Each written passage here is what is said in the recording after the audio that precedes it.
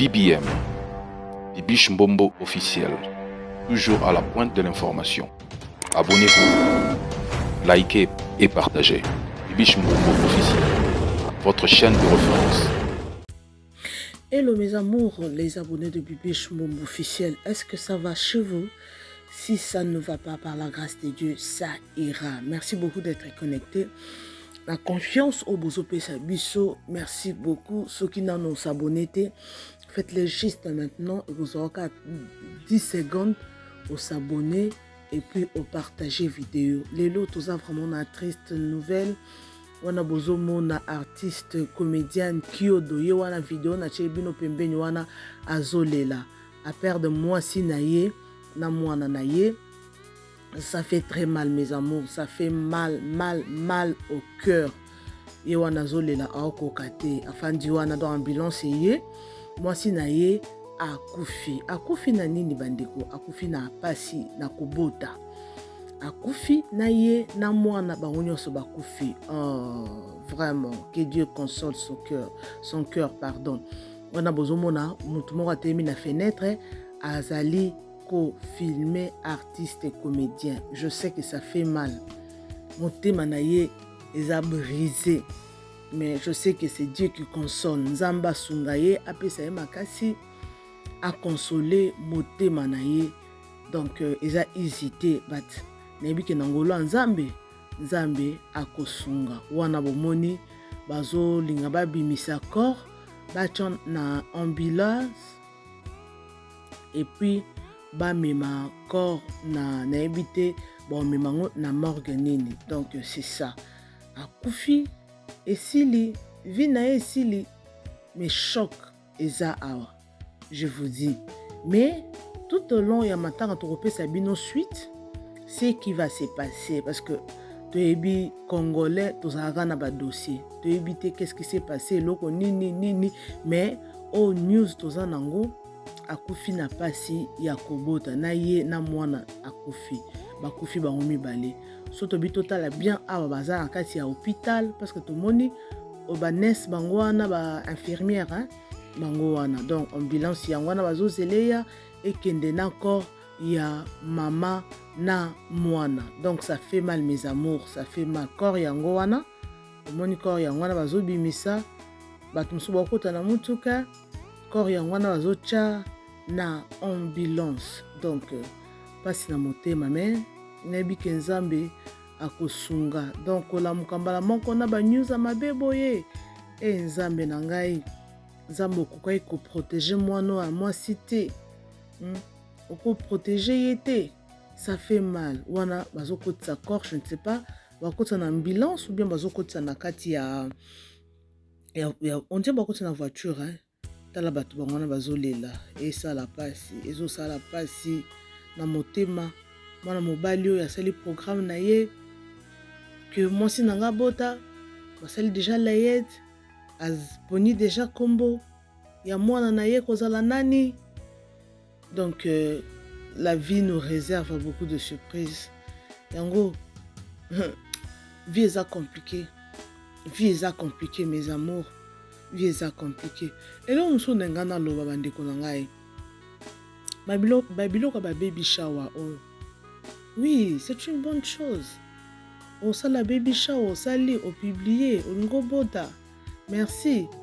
Mais il faut toyebaka biso toza ba occidentaux te. Non. Biso tozali ba africain. Toza ba africain bandeko. Ba famille to uti.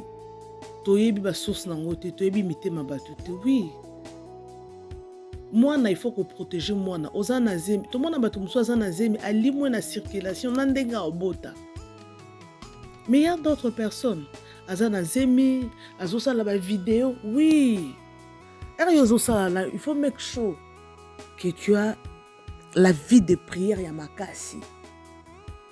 Il faut make sure que non, on a la vie à prière ya makasi parce que c'est pas facile. Hein?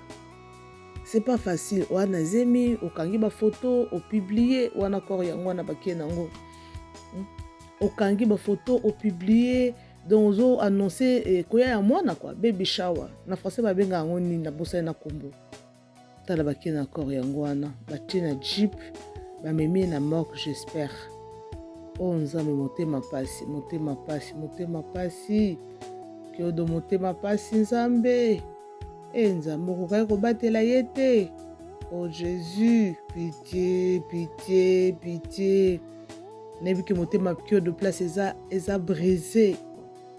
Eza vraiment brisé. Nanyo olinga ki a perdre moi si na mwana. Qui va vouloir? Ah sur na téléphone. Oh sorry azolela. Oh mwasi akei na mwana motema pasi nzambe sunga azobeta. Ça fait mal, je vous dis. Et ça la passe. Yango mwasi soka ki aboti abimi, il faut komisa nzambe. Franchement, je vous dis, gloire à Dieu, il faut komisa nzambe. Oh nzambe, na consoler motema na ye. Nani. Nzambe yoka ndo ko consoler motema na ye. Bandeko nanga, totika babiloko ya ba occidentaux oyo. Oza na nzemi, osali bebisha okangi ba photo o publier. Non, ce n'est pas important. Est-ce que ba maman biso na kala, bando sala biloko oyo? Monde évolué, au monde yokoku faisait belé, ba séparation ezebele, il y a plein de choses ya mabezo salama. Il y a plein de choses à mabezo salama na vie na biso pona nini to lingi ko sala makambo o ezali des choses actuelles. Makambo zo salama mikolo yo. Ngana bi na ba baby shower o. Ba to ebele, ba se belé ba perda ba vie na bango hein. Basi ebele ba perda ba vie na bango na bana. Après ka baby shower boy pas akufi. Après ka baby shower boy akufi.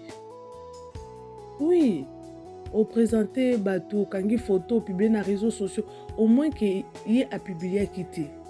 Mais ce qu'on publie, tu ne sais pas le cœur des gens ils ont publié et surtout ce qu'on a envie de prière té. Parce que attends na ba réseaux sociaux to publier à biloko.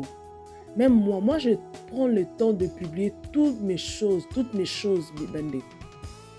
Toutes mes publications. Avant de publier, nazwakata ko kavango par le sang de Jésus. Toutes mes choses je dis, mes vidéos, mes photos, nazwakata. Parce que tu es imité ma batute. Yo publié na yo oui, mais oyebi motema ya muntu azotala yo. Il y a d'autres personnes à monyo kambalama we asepeli na yo à cause ape ayebi yo te.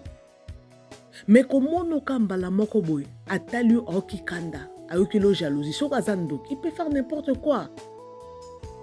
Boyebi na kala ezalaka mutu so lingi azwa yo, aoluka photo na yo ake nango na ndako nganga. Est-ce que mikolo po ozwa photo mutu ke nango na ndako nganga osenga permission et pas ya nani? Osenga permission et pas nani? Parce que quand tu as na réseaux sociaux, ozu photo mutu, oko kendo ke nango pa na ndako nganga. Ozu yango ke o photocopie, o plastifier, o imprimer ngo, o print ngo. We nango na nani et pas nganga. Mais biso makambo to ki parle sous te hein. Là on peut c'est bien exemple na rappeler bino kaka na kalezala ka bongo. Bato bando mema bato. Nanda ko nganga soko kei. Bon sengo wapi photo na ye. Wapi eloko na ye. Siko tellement mikolo oyo bataki pakango te mais il faut koyeba ke existaka. Yango à chaque instant vous en a pour ça que publier photo na yo. Prends le temps de prier pour ça. Et ça lango mabete oui. Et ça lango mabete eza makambo moko zo sala ma mikolo monde évolué oui. Mais prenez le temps de prier pour ça parce que toye bakate banani batala ka biso toye bakate o publier photo publier vidéo oyebi tena nyo azotala yo.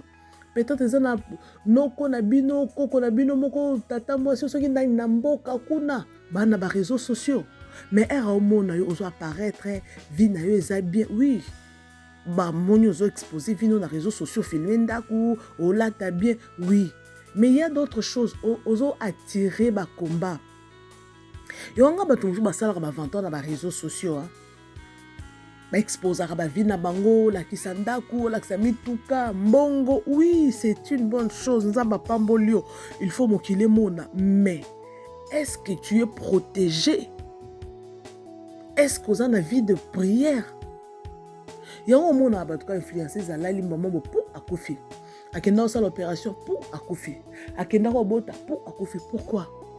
Tu exposes ta vie sans pour autant avoir une assurance. L'assurance, c'est la prière, c'est Jésus. Kozananse ya makolo nzambe. Et cause vidéo na salibwe. Avant na ça, j'ai pris, je déclare. Oh nyon soko ya. Ou mes photos nanga nazana pour ça na publié. Je déclare, je prie na kavano par le sang de Jésus. Yo koya po lukangai otala omona ngai toke na ngona ndako nganga moni makila na Yesu to moni moto. Oui, mais bato bele pas ça langote. Ah to publiaka ay bat ba mona oui na publier bat ba mona ke non na zuizemi na zobota et puis soki na boti na koya pena mwana na la ça compte à rendre na nani. Mindele baza biso te bandeko toza ba occidentaux te. Mindele de ba eli biso makambo yo. Biso to na makambo. Ba parents ba boti biso ba yebi kutu makambo ba réseaux sociaux. Que baby shower, il faut que nous publier ba photo ba kangi ba photo kangi photo kitoko l'accès ba tuli bumu ou publier. Au brad and show avant bal. OK ba bosel brad and show OK. Ngana yebe za ba film wa sala brad and show. Asalango ba bengo l'enterrement d'une jeune fille. C'est ça non en français. Asalango, après avoir que Salango, je vous dis, après quelques jours, 2 jours, 3 jours, Bakabo na mobile naye. Mais à publier que Azobala dans quelques jours. Bon, mon ne kindo qui existe. Après que ça bilo ko na Bakabo ni je vous dis. Mende. To benga nini? To benga nini? To faire attention. Na babiloko tozo sala. Oui, eza nango bien ko publier parce que liwa mutu monta souhaita liwa. Soki toye barake au kufa jour boya d'autres choses to sala te po ebike na sikana mikolo muke. Nzambe kanda ye ba vie na biso. Nzamba sunga kyodo apese makasi. Comme les années kyodo na busa na ba su kombone musute. Nzamba apese makasi, je sais que c'est pas facile. Kor yango na bakutsa na mutuka c'est sûr bakutsa na mutuka ba memaye na morgue. Nebi que ça facile mais nzamba pese makasi. Nzamba pese makasi on n'a pas de choix. Je sais que ça facilité kokene na yo na mwana. Eza na okida pasi na motema na okipasi. Mais nzamba sunga bango apesa bango makasi. Apesa pe famille makasi na yebi ke ba comédien bakoya wana. Bako sunga ndeko na bango bako accompagner ndeko na bango donc vie ça compliqué que de autre monde qui ba vidéo na ye par-ci par là que dans sali boy na boy mais quand même afin d'y poser andimia construire vie na ye na mwasi na ye ba continuer ko bota ba sala vie na bango mais tala lelo likame ko eli nzamba sunga ya pesa makasi bato yo bazana ba situation oyo Nzambe apesa bango makasi a réconforter bango po biso nyonso ko ya sorry zala makasi soit fort OK za makambo yaka yo koloba na ole quand même muto apesa kimia pe solution c'est Dieu Nzambe. Merci beaucoup en tout cas m'abonner à Bibi Chumbombo. Je sais que suite mususu bokozwa après anytime news eza tokoye la bino to informer bino kande to mesana ko sala.